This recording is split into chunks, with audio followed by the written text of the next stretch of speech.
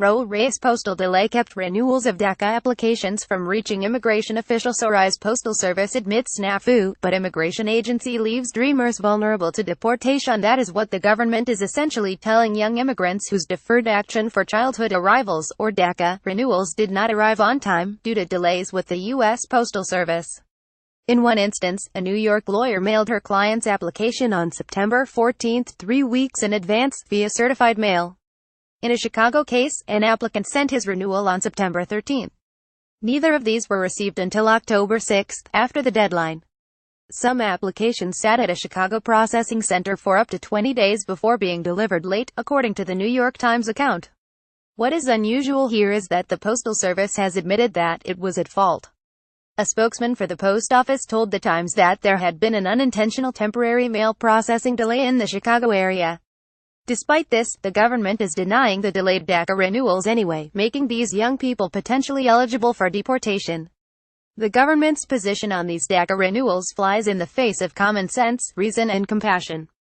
It is emblematic of the Trump administration's overall hostility to immigrants, both legal and undocumented. The young immigrants at the center of this controversy are people who have done things by the rules. Many did not intend to come to the United States illegally. They were brought here by their parents as children. To be covered by DACA, they passed the background checks and met other requirements. They were doing their best to meet an abrupt deadline set by the government, one that the government did not even notify immigrants about. From the time of the session's announcement, dreamers had only 1 month to get their paperwork together along with the $495 fee and apply for a renewal. About 22,000 DACA recipients have already lost their protection from deportation, according to Darland, reporting for Vox, and this may well be because they didn't hear about the deadline or couldn't come up with the money to reapply in time. Now the government wants to deny relief to more dreamers because of the highly irregular post office snafu. This serves no legitimate policy goal. These young people should not be punished for the government's mistakes, and these few dozen cases are the only ones that we know about. In contrast, in 2001 the government offered an opportunity for permanent residency for immigrants through the LIFE Act, the Legal Immigration Family Equity Act, which offered legal status to some undocumented immigrants with family members who were U.S. citizens petitioning on their behalf. That law came with a deadline of April 30 of that year. But because of the expected high volume of applicants, it allowed a grace period for applications, as long as they were received by May 3. Donald Trump's administration is showing no such flexibility with DACA. There is legal precedent known as the presumption of mailing that holds that when a letter is properly addressed, it can be presumed to have been delivered. So there wasn't anything the DACA recipients at the center of this controversy could have done differently. Yet because the Deferred Action program was created by executive action, and not by statute, there is no appealing the government's decision. Absent action by Congress by March 3, these young people will find themselves at risk of detention and deportation.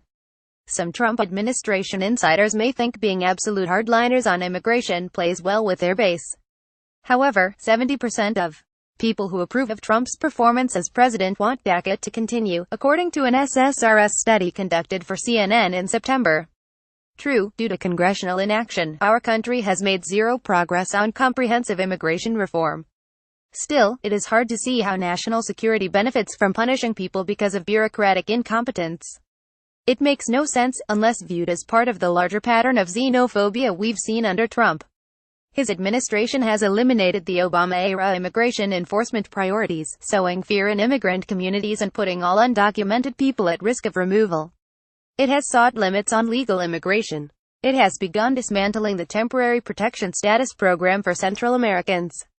It is ironic that an administration populated by officials and senior advisors with myriad ethical and legal lapses of their own nonetheless holds vulnerable immigrants to the highest standards of compliance with the law.